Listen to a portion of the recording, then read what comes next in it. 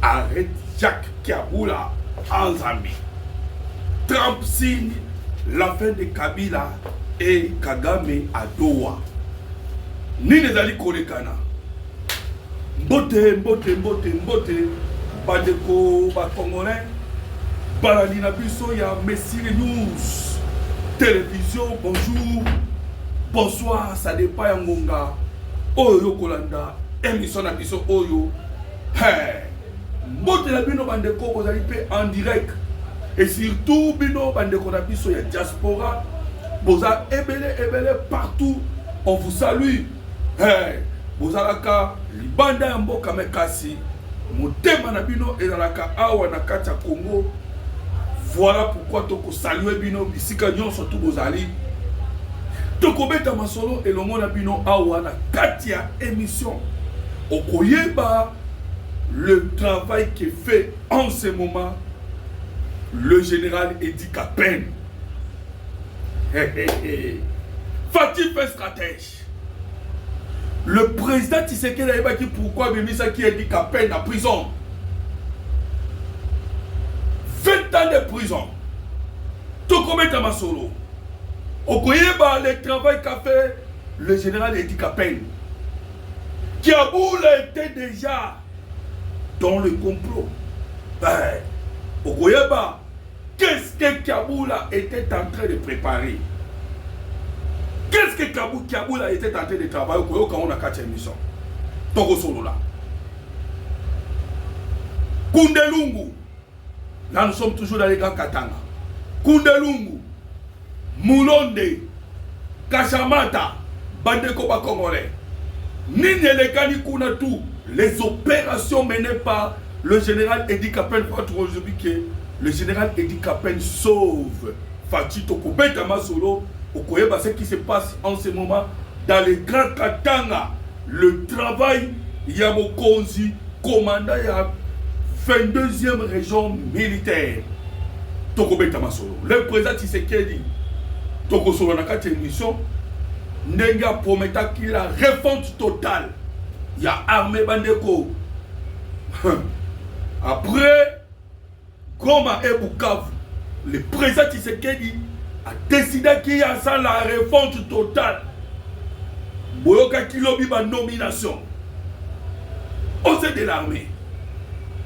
Le général Pacifique Masuzu écarté. Tokobeta Masolo. Il y a un général. Pourquoi le général Pacifique Masuzu est écarté?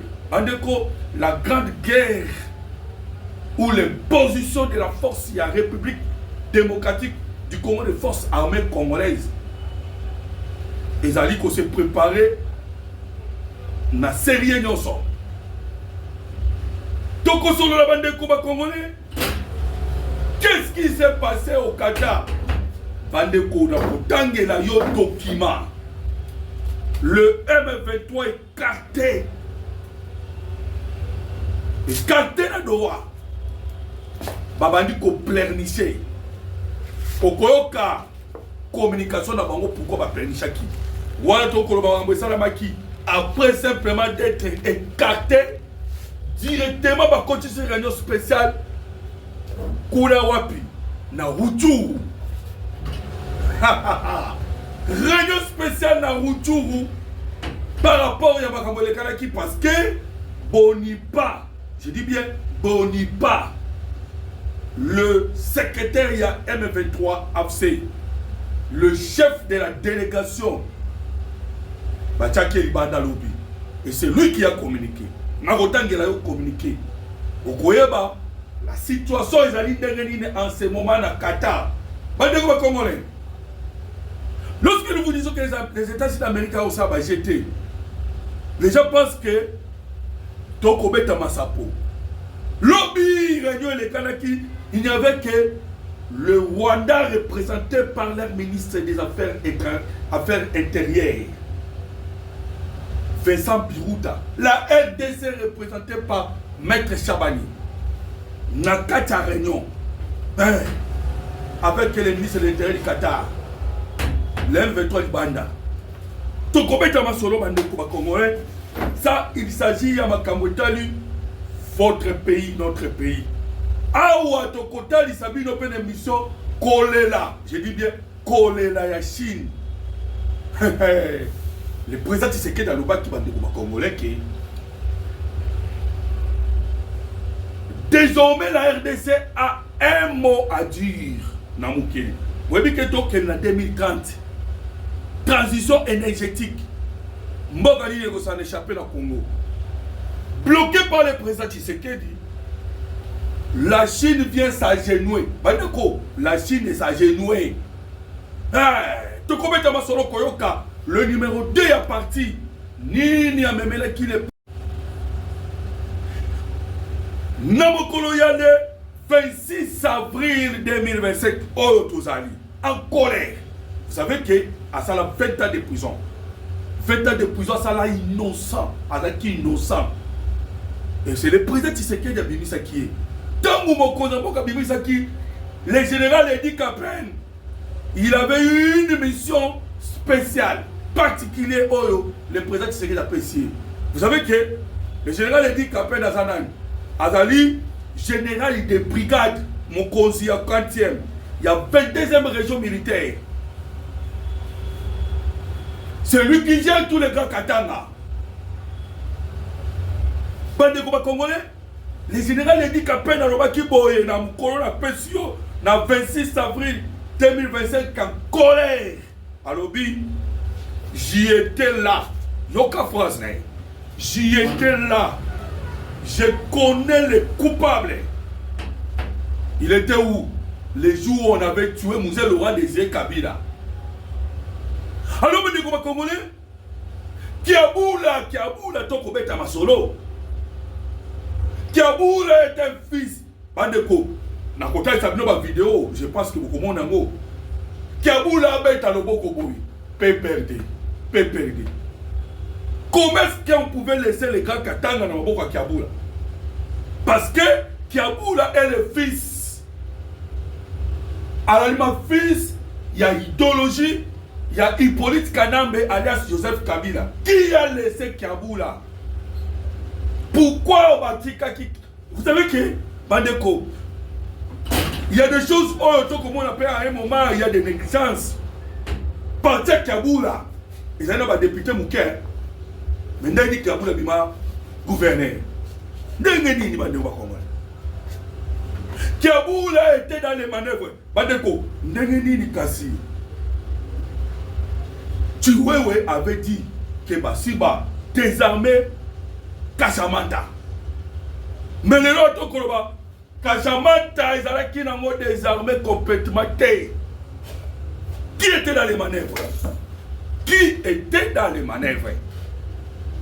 Et tout ce que vous voyez, les opérations dans Outa Koueb Sabino Nebandelia, émission. L'opération de Moulonde. On n'a pas donné l'information. Moulonde. J'ai raté l'information. Pour que tout dans la surprise, côté sa avion, tonga auto kobenga ba piste d'atterrissage de Moulonde et ya kana ba teni na ba armée.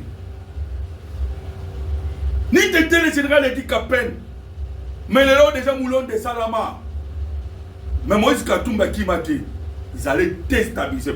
Bandeko, vous savez que John Numbi, c'est sûr qu'il était en contact avec l'autorité à Okatanga. John Numbi, je dis bien John Numbi. Maître Chabani, sur ordre du président de la République, Félix Antoine Tshisekedi Tshilombo. Bandeko, pour la petite histoire. Maître Chabani, à Kendaki na Zambie, il est parti en Zambie pour aller mettre en garde, Bandeko, celui qui metaki en garde des Zambie, je vous l'ai dit que on allait avoir des problèmes aujourd'hui. À Kena Zambie qu'on mette en garde.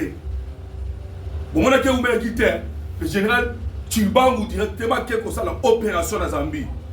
Et c'était John Numbi dans les manœuvres avec ses katakatanga. Qui donnait na Kiaboula. N'a pas coupé ça John Numbi ma piste.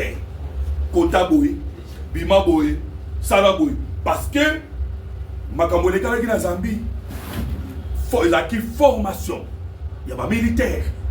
Formation. Vous savez, on avait arrêté 11 personnes. Dans 11 personnes, il y avait des généraux. La Bible, pas généraux.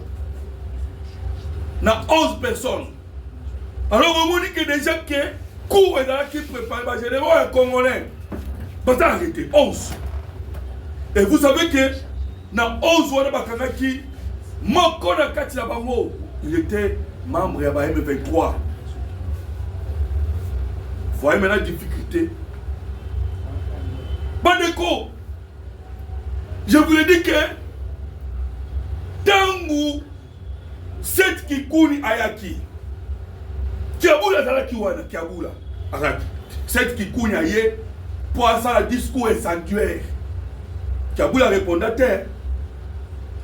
Yemoko cette Kikouni Alobake, Ndena Yawa, na toke kokuta na ba autorité religieuse. Et c'est 5 ans. Pour que ton ramba, toi et bandeni, toko dégager Tshisekedi. Le plan est Zalaki. Grand Katanga, Kinshasa, est de la RDC. Le général a dit qu'à peine sauve Fati. Kiabou la bandeko. Lorsque Azouaki, notification ya Aya na Kinshasa. Bandeko, ma PCA notification. Yo, il faut Oya Kinshasa. Oya ko prouver maloba. Oya mi bandeko. Biblia et l'obaka. La bouche parle par l'abondance du cœur. Moutema na yeto ndeki makamu. Kiabula alobaki na nini? Yemoko miteki. Oh non. Nanga et Kabila ne sont pas des ennemis. Bandeko, yoka bien, ne sont pas des ennemis. Nos ennemis, ce sont les Rwandais. Les linges sales se lavent en famille. Vous l'avez dit, hein? Les linges sales se lavent en famille. Les linges sales se lavent en famille et la Kissini. Et les linges sales se lavent en famille et la Kissi et c'est 5 ans. Parce que les CC5, Baloba Kinini. Parce que dans Baloba Kiabou déjà, il est tenté de soutenir des matchs à SSC5 au Yotoben Gababomi. Baya Bavanda. Entre autres, Boss Naye, Joseph Kabila, Nananga.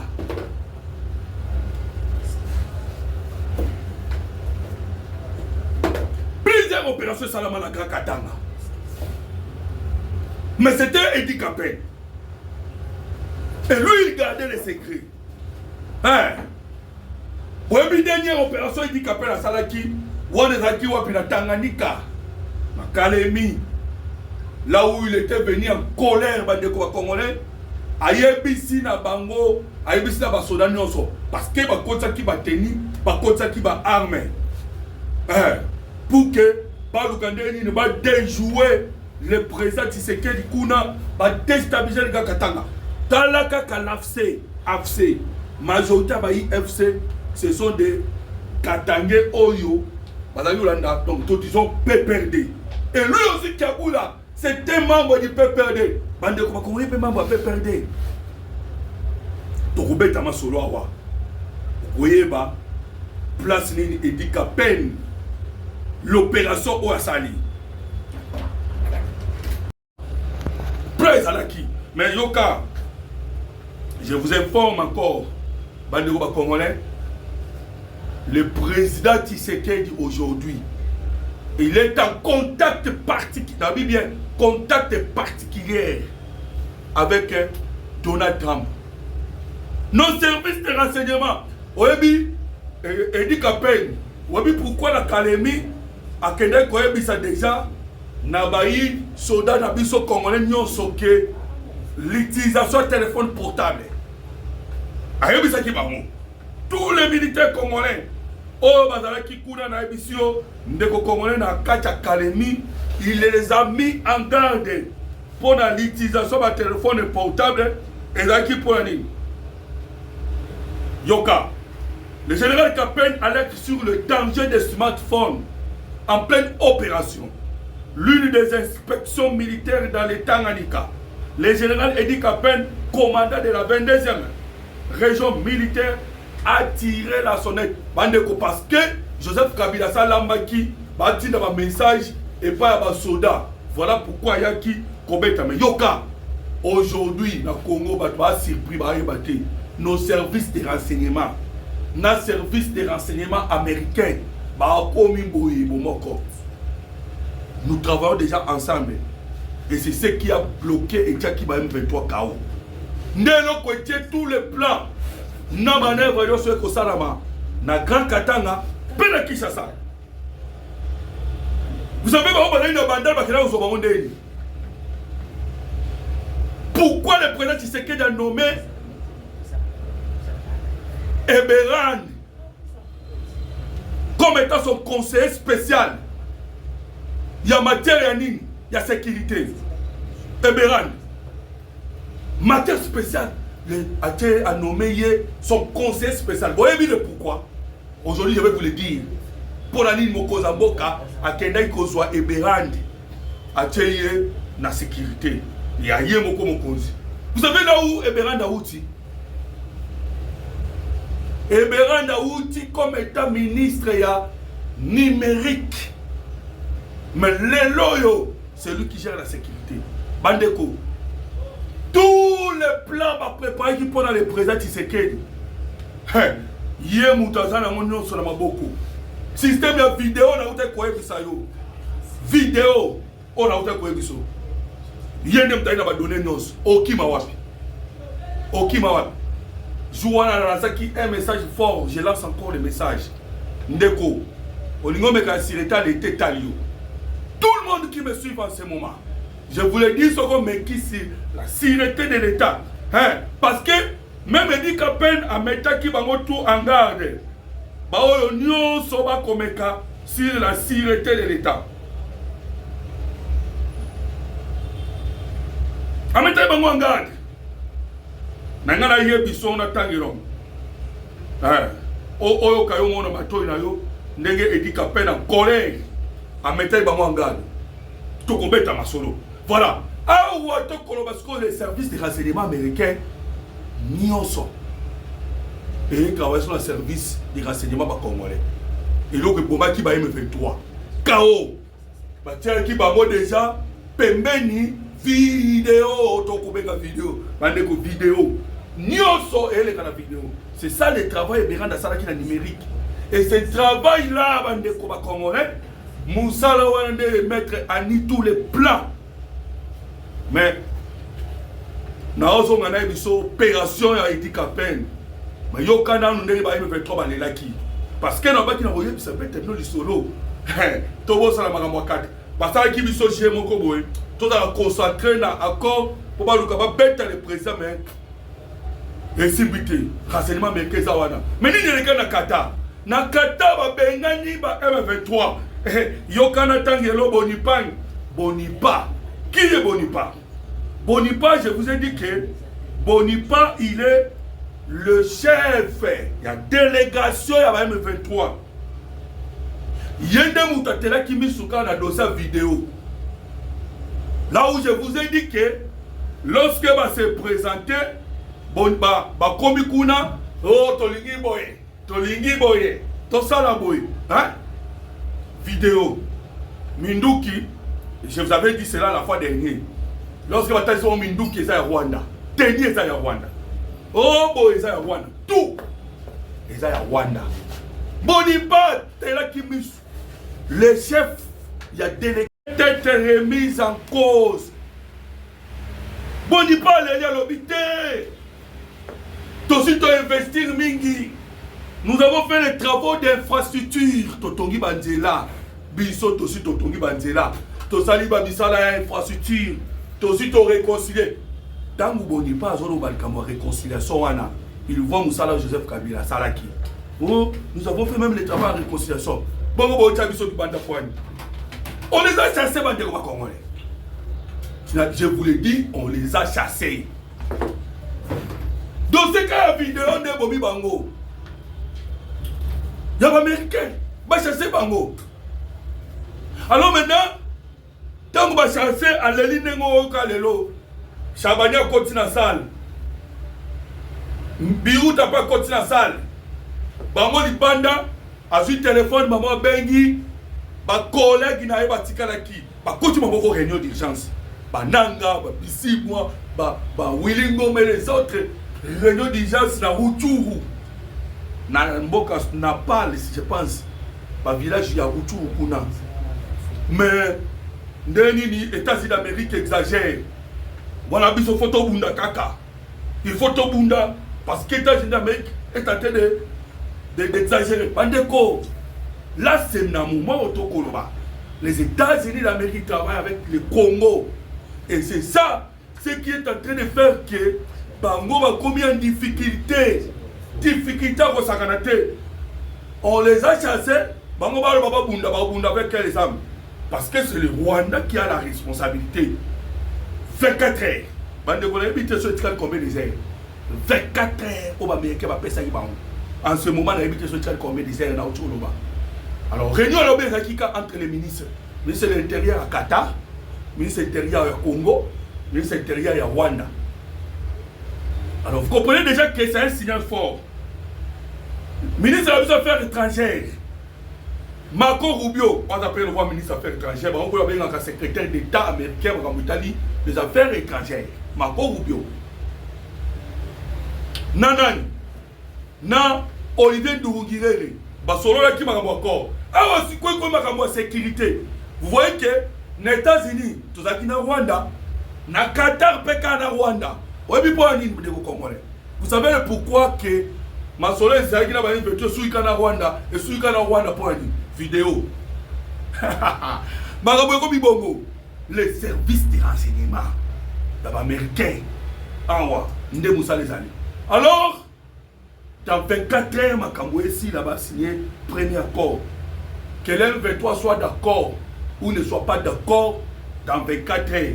Je vous avais dit que Trump a bien encore Rubio na réunion passée à toutes les questions yebisa biso processus il y a paix à qui ça c'est Kendeni et processus de Washington il y a paix entre la RDC et le Rwanda et Kendeni Marco Rubio ba ni kitoko na c'est l'imposition toke na mu. Alors Bandeko, vous avez bien comprendre que le Rwanda yemoko en ce moment comme il connaît ba opération. Rwanda comme il connaît ba opération yemoko. Vous savez pourquoi Rwanda mené ba opération kuna a Obanga. Ba Rwanda ba comme Obanga. Ba lo ba ki ne ba meke ba ya boy. Nous se faut de toi attaquer et les Wazalendo et les FDL. Toi attaquer bango pour que Tobanga retour et Kokikoya lobby en cas de voilà maintenant qu'on va Congolais. Voilà maintenant l'histoire Qatar. D'ailleurs, tout Qatar déjà bazaka piégé. Tobe taka poboye baké. Awa tout ce qui s'est passé dans Qatar, il y a monde s'est passé dans Katanga ainsi qu'à Kinshasa. Pour plan na bango pezaki na Kinshasa. Lobby monde qui déjà déploiement dans la ville de Kinshasa. On est en train de chercher moko. Le président avec tout ce qui s'est fait, na début émission que tu rebête ma solo, il y a ndenge mukonza la kaki la réforme totale. Vous savez que le président a eu bête sous film au karaté. Maintenant, à personne dans maboko ya nani ya Gilles Banza. Petit film commandement, va changer ba commandant, va changer ba chef, va changer partout. Même général Pacifique Masuzu, na ba ki to kobeta, to ko solo là. Oye Bappé, situation pacifique Masuzu. Masuzu a kangamité. Mais l'antenne à Moussala, on va tirer en pembé. Pour la grande opération Sokoya. Opération Moune Nela Liboso. Voilà pourquoi on va tirer Masuzu. Masuzu, Zana Noawa. Bon, Tochanambo. La réforme de Kaki Mukazala Kaki. Yamouanati. La révolte totale. Il y a quatre Mamutali armée. Bandeko. Nous sommes des apôtres très balé kanaki. Et Kiaboula, a aussi semblant. Deux fois. Mais lui aussi, a promis qu'il a été tué. Oh, jamais n'a pas qu'on trahir mon Mboka. Kiaboula, le baki, fidélité. Mais la fidélité, c'est quoi tout ce qui va appeler l'eau. Fidélité à Kiaboula, wa piano.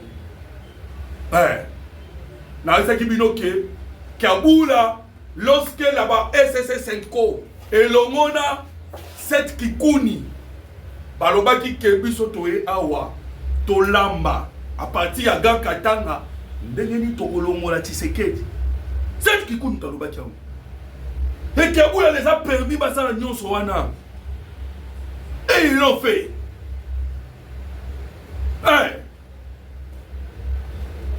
Et mais yo qu'est-ce qu'on déclaration ya Félix Mouteba vers Edi Kapen.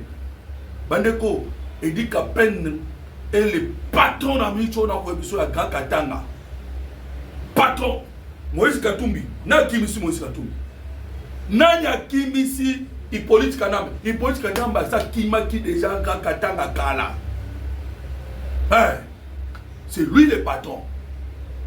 Mais Kiaboula Tikaki, bah toi perdre Toloba, bah tu as ensemble à Moïse Katumbi, bah y a ça la tapage. Et vous savez parce que discours on est Simba Kité, bien Simba Kité point, je vais vous révéler aujourd'hui. Tant que vous voyez qui c'est qui counya hier bandi Koloba, photo longue la Tshisekedi. Et à même maintenant le discours incendiaire, vous voyez qui discours incendiaire, il y a 7 qui cougnent. Au contre les Louba, entre les Katangé et les Kasaï Toluba. Oh, les Kasaï Bayewa, Namboka, Boka discours wana. Et c'est Kiaboula qui les a laissés passer à la nuit. Mais, oui, mais réponse à Edi Kapen. Edi Kapen, pour leur répondre, a déjà 7 barrières. À ce moment-là, complot avec les Bakatakatanga. 7 barrières. Pourquoi on a Kasumbalé ça? 7 barrières. Fidel Mouteba, tellement ils avaient préparé. Jean-Pierre Mbemba. Au moment où il dit que le discours y Kiaboula, Jean-Pierre Mbemba est différent. Jean-Pierre Mbemba a dit que j'accuse Hippolyte Kanambe pour avoir fait quoi? L'usurpation d'identité. L'usurpation d'identité. Yo nani Kabila alande kona biso. Muninga lobi na obongo lobi mususu. Yo loba mususu. Alors le Mouteba aleli na presse tala kabakata mukanda komi. Oh non. Kiaboula a surmilitarisé les gars Katanga. Wana kolela ya Mouteba. Edi Kapen atondi si ba soda na wapi na Ga Katanga. Bandeko, moi je demande à chef de l'État et ça là généraux parce que Torobet a bino maso na Sabino déclaration John Chibangu. Pour John Chibangu ndi akendaka opération na Zambie. Okoyo kaima lo banaye par rapport ya Chiwewe na Kiaboula oyo. Mais avant na Sabino, je crois que je peux aussi émettre mes avis. Le président Tshisekedi de Sengeli abattu c'est la bateau na étoile. Mais toi la personne qui Chiwewe ta Chiwewe m'a manqué ça. Il faut payer ce coup tout. Il faut que tu payes ça naya Takutu. Johnny Luboya. Après ça naya Kabwik, Kasomo Kabwik, oya service national. Après ça naya Edi Kapen.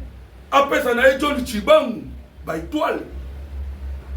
Akeli ko pesa Chiwewe na kati ya cop. Chiwewe. Alors bandeko, vous comprenez que balle la mamaki. Mais le général Chibangu peut Abimi. Abimi, il est sorti de son silence. Il a fait aussi ses déclarations bandeko. Pour le côté de la situation. Parce que nous comme au quota. Quand on a qui peut bien bimaki. A sali déclaration, non, ils sont au service de la nation. Bandeko, soldat congolais n'attend pas Tshisekedi dans bien non. Lobby ba kabola bango ba sakia ba ya ba semoul. Sakia semoul à 18 000 francs congolais. Et 18 000 francs congolais c'est presque $5. 5 à 6 dollars. Ça, c'est quand on kabouik. Apparaître ici, moi. Binotou. Allez, bonsoir maïs, bonsoir Valiwana.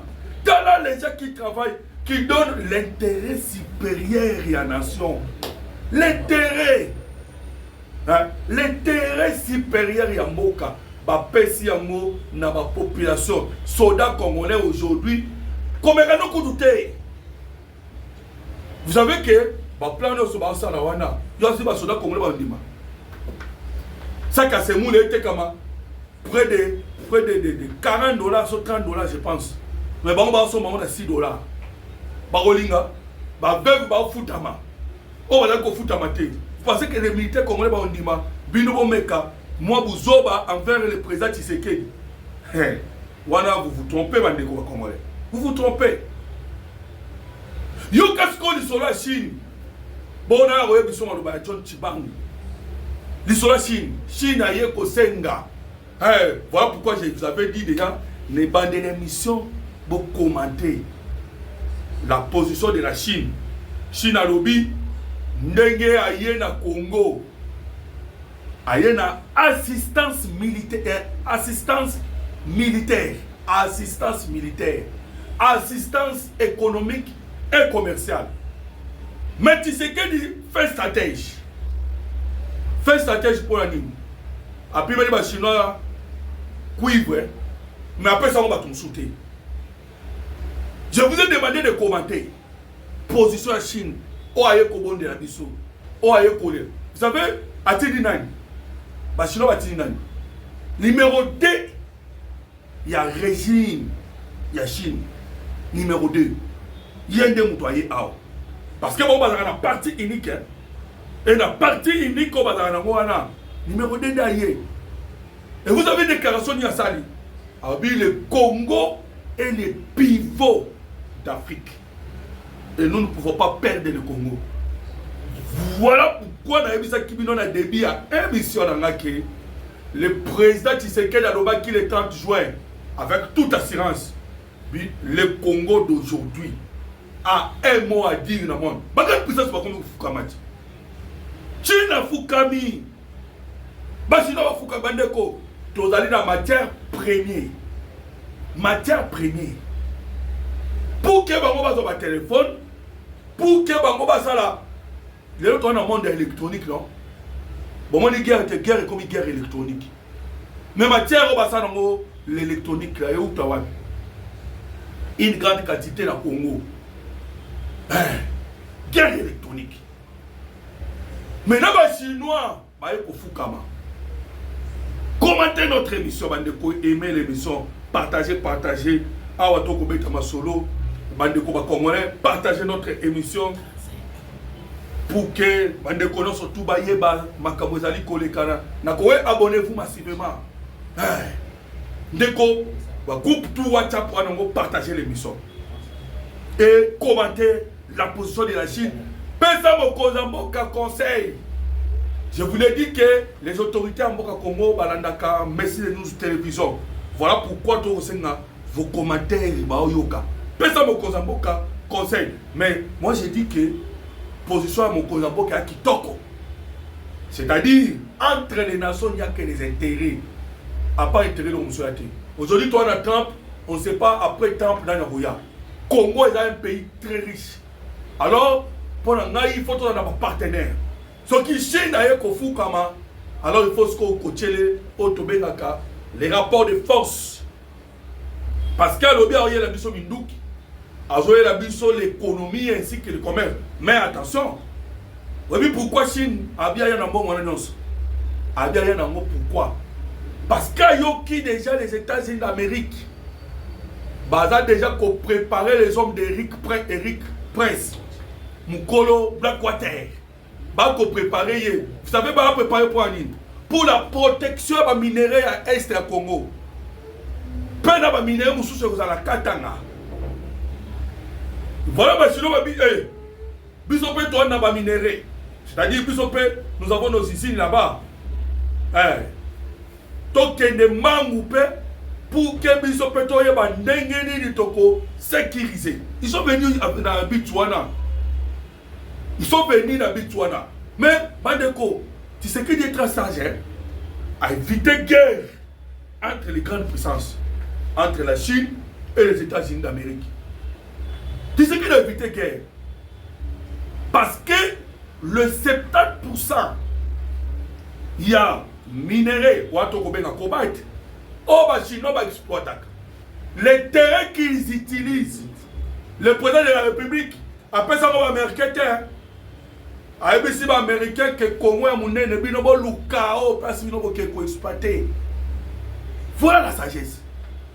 Pour qu'il y ait une grande puissance Mali, Babunda. Pour aujourd'hui la Chine ne jouait pas comme il est très puissant. Ouais. Il les a gérés tous les deux grandes puissances. Voilà Mandeko. Maintenant, la réponse pour Kozamboka Pessi, Tokoya Kobet Nabinongo, Masolo. Mais yo déjà le bas yo na commentaire Tokoya Kobet Nabinongo Masolo. Mais la Chine ayaki à sa genou. Avant même Chine à sa genou déjà ambassadeur naé à la Narabiso, à la Messi News. Je vous informe. Ouais. Oh, Nalanda Kibino. Bolo bao biso to ba traître. Biso to linga Congo min wana ambassadeur ya Chine. Ya ambassadeur ya France na loba ki lingala. Ya ngonga mikono so loba. So na lobi là na place à lé. Etali yote. Po lingala oyo nga na yoki ambassadeur ya France abeti. Ata Congolais mo lobi te. Ke o lingala ana lobi eza so alo Congolais ta mon côté. Eh. Ba français ba komi loba lingala. Alors ngai na sous complexé je parle de lingala nde abiso. Voilà ba chinois ba ndaka Messi les news ba lela qui déjà ba lobi oh non bino ba ba biso to trahir te biso to toujours en bonne relation avec la RDC. Voilà ba ndeko ba congolais ndenge na ba